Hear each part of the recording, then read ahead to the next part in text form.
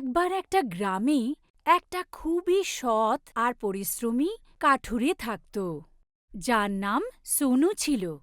আর ওর পাশে ওরই বন্ধু মনু থাকত।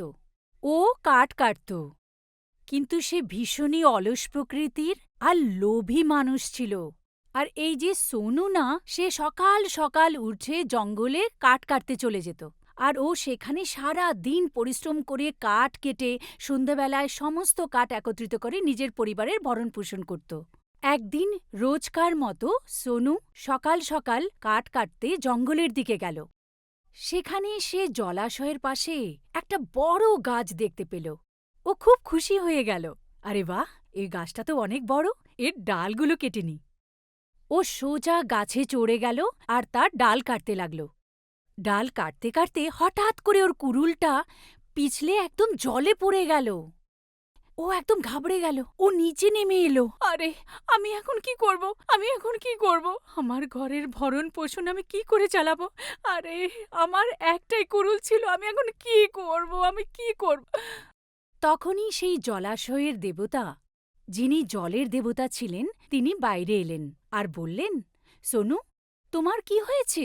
তুমি কেন কাঁদছ?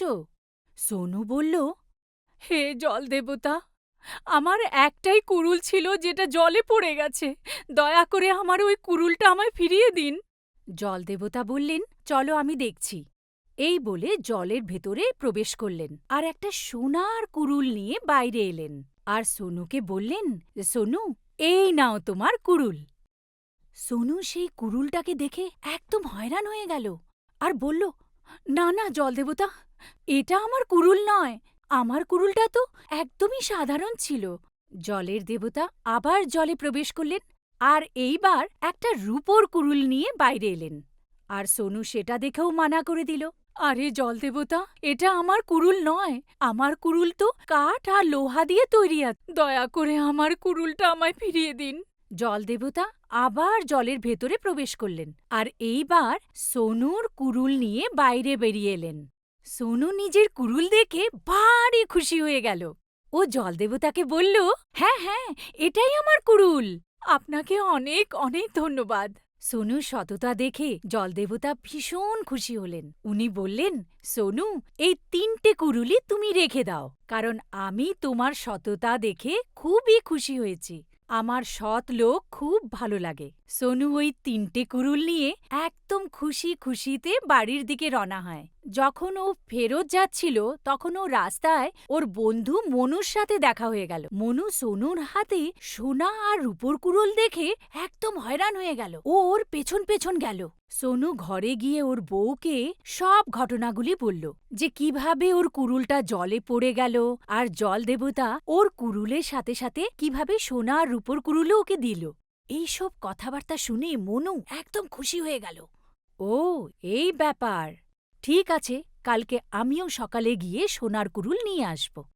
পরের দিন মনু সেই জলাশয়ের কাছে গেল আর সেই গাছটার ডাল কাটার অজুহাতে নিজের কুড়ুলটা জলে ফেলে দিল আর সেখানে বসে কাঁদতে শুরু করলো। আরে, এটা কি হয়ে গেল? আমার কুড়ুলটা জলে পড়ে গেল। আমার পরিবারের ভরণ পোষণ আমি কি করে করব?